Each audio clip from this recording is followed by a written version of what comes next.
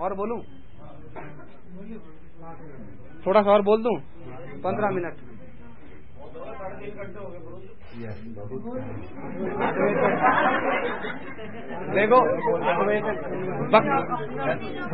देखो वक्ता अकेला है,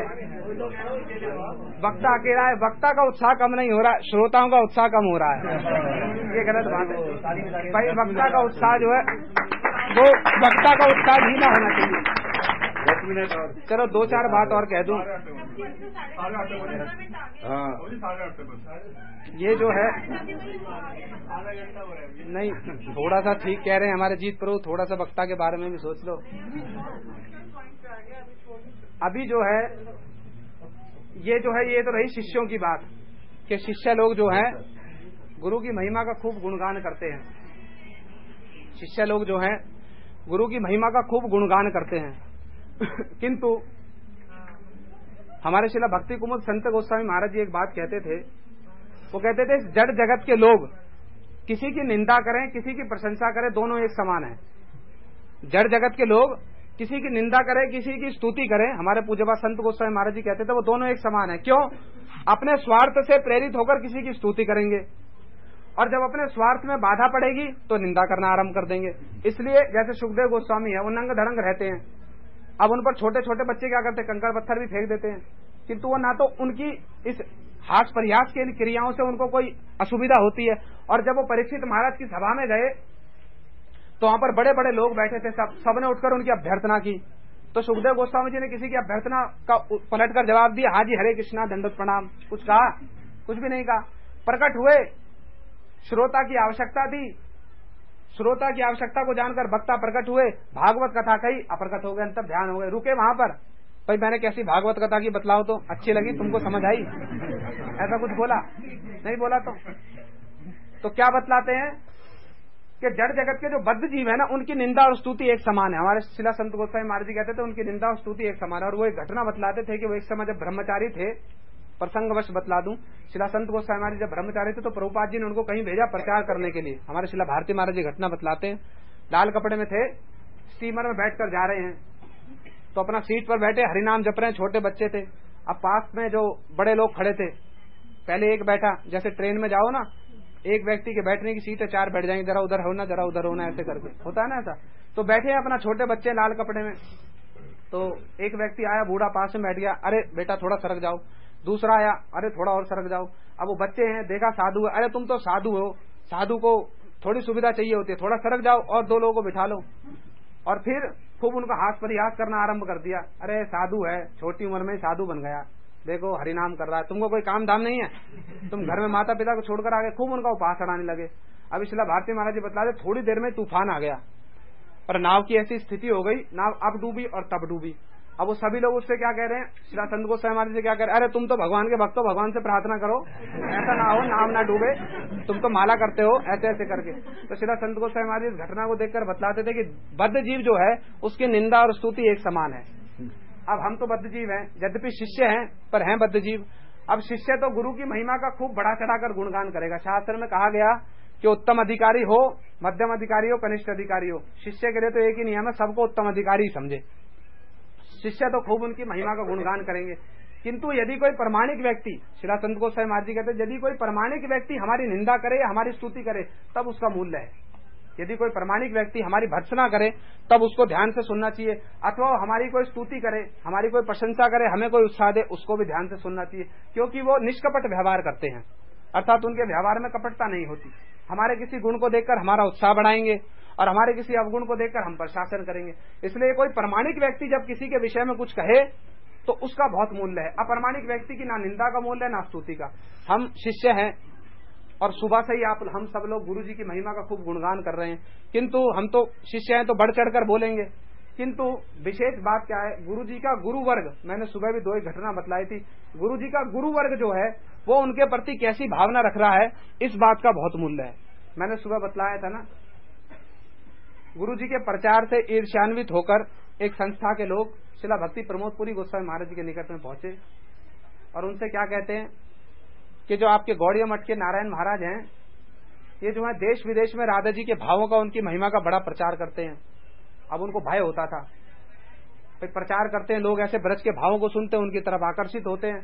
अब उनके तो संस्थान खाली हो रहे हैं, हमारे संस्थान भर रहे हैं, तो उनको तो बड़ी चिंता हुई, तो दौड़े इसका कोई। अब बद्धजीव है तो बद्धजीव अपने तरीके से ही कोई उपाय सोचेगा। पहुंच गए उनके शिलापुरी गोस्वामी महाराज जी के निकट में और उनसे कहा, आप इनसे कहिए कि जो है राधा जी के बड़े उच्च कोटि के भावों का वर्णन करते हैं, आप इनको जो है, आप तो इनके शिक्षा गुरु हैं, आप इनको थोड़ा बोलिए, इन सब कथाओं को मत किया कीजिए, निषेध कीजिए।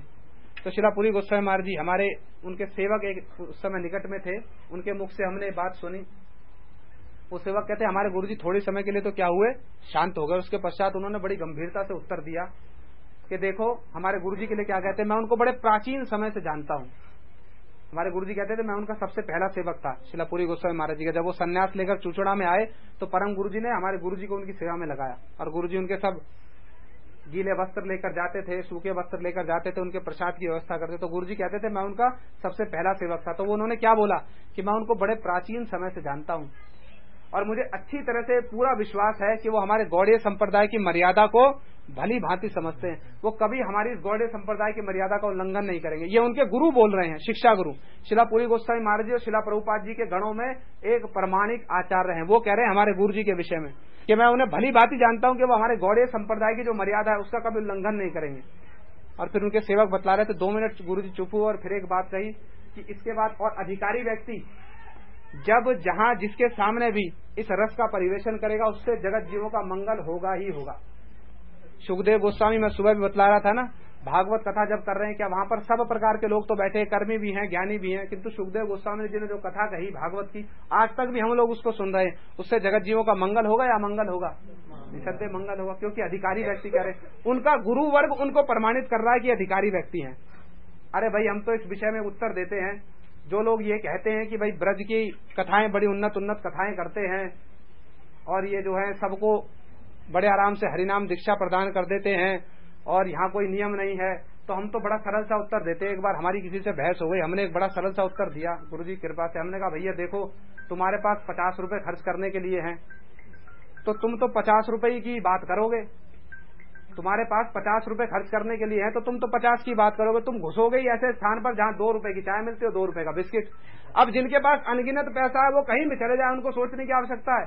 तो हमारे गुरुजी तो परम अधिकारी हैं, कोई अधिकारी आए उनके सामने योग्य है अयोग्य है सबको हरिनाम दीक्षा दे रहे। नित्यानंद प्रभु जब गए प्रचार करने तो नित्यानंद प्रभु के प्रचार का क्या वैशिष्ट्य था, नित्यानंद प्रभु दे दो उसको, नित्यानंद प्रभु के प्रचार का क्या वैशिष्ट्य है, पात्रा पात्र विचार नाही स्थाना स्थान, जेई जहां पाए तहां करे न प्रेम दान, खाइया लुटिया दिलो प्रेमेर भंडारे, आश्चर्य प्रेमेर भंडार शतगुणा बाड़े। नित्यानंद प्रभु ने कैसे प्रचार किया, पात्र अपात्र का कोई विचार नहीं किया, ना ही स्थान स्थान और स्थान का कोई विचार नहीं किया। गुरुजी के श्री चरणों का आश्रय जिन्होंने भी लिया, मैं बता रहा था ना, हम तो भारतीय हैं, चाइना के लोग आए, अमेरिका के लोग आए, मलेच्छ लोग हैं, शौच अशौच का कोई विचार नहीं है। उनको हरिनाम दीक्षा देने में पात्र पात्र का विचार किया, स्थान का विचार किया। एक बार गुरुजी फ्लाइट से जा रहे थे कहीं, हमारे माधव महाराज बतलाते थे, एक एयर होस्टेस थी, वो 1-2 बार गुरुजी से मिली, जाते हैं ना तो कोई धार्मिक युवती होगी गुरुजी को देखा साधु हैं तो बड़ा अभ्यर्थना करती थी, 1-2 बार मिली। एक बार गुरुजी एक फ्लाइट में जा रहे तो उसी में वो एयर होस्टेस थी, परिचारिका, विमान में हिंदी में कहते परिचारिका। अब वो गुरुजी को देखकर बड़ी पसंद हुई, उसकी वहीं पर हरिनाम लेने की इच्छा हुई, गुरुजी ने उसको वहीं पर हरिनाम प्रदान कर दिया।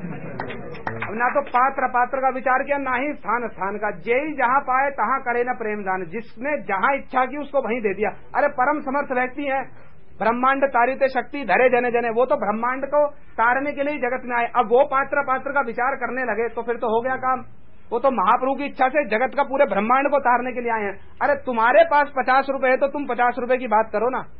तुम्हारे यहाँ पर नियम होंगे 6 महीने तक हरिनाम करो, उसके बाद दीक्षा देंगे, उसके बाद हरिनाम देंगे। अरे तुम्हारे पास है ही 50 रुपए तो तुम 50 रुपए की बात करोगे। जिनके पास अनगिनत भंडार खड़ा है, खाइया लुटिया दिलो प्रेमेर भंडार, खूब आस्वादन कर रहे हैं और खूब लुटा रहे हैं, और आश्चर्य प्रेमेर भंडार शतगुना बढ़े, उनका तो प्रेम का भंडार और शतगुना बढ़ता ही जा रहा है।